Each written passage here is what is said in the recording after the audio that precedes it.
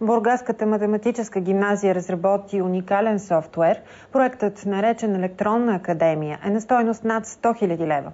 С него за пръв път у нас се въвежда електронно обучение, което напълно разчупва стереотипите на традиционното образование.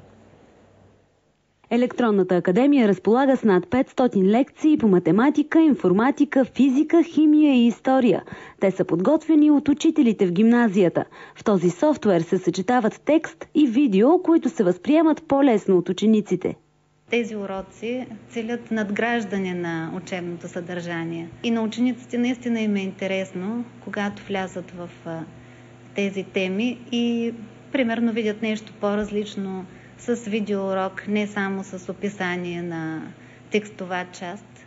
Иновативното обучение дава възможност на учениците да се подготвят по избрани от тях предмети. Свилен Андонов е в 12-ти клас.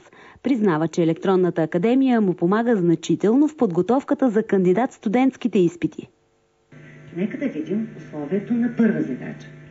Това, което предлага системата, е достатъчно човек да се подготви поне за кандидат-студентски изпит. Днес има много хубави неща, които сега вече доста ме трябва. Най-вече използвам математика и информатика, тъй като с това смятаме да се занимавам. Материалите в проекта са с текущи оценки и всеки от учениците разполага с електронен бележник. Така те могат по всяко време да разберат какво е нивото им на подготовка. Тук човешка грешка или лично пристрастие са напълно невъзможни.